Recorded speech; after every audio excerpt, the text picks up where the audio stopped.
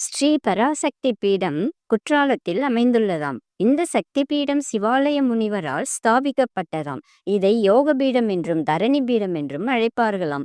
ஆனி மாதம் மல்லிகை பூவால் அர்ச்சித்தால் பிரம்மபதம் கிடைக்குமாம்.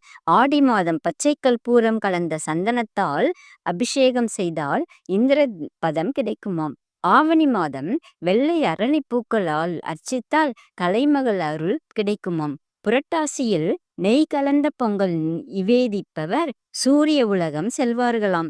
ஐப்பசியில் சந்தனாதி தைலத்தால் அபிஷேகம் செய்தால் நான்முகன் உலகிற்கு செல்வார்களாம். கார்த்திகையில் நெய் விளக்கு ஏற்றி வழிபடுவோர் பிறவிப்பிணி அறுப்பாராம்.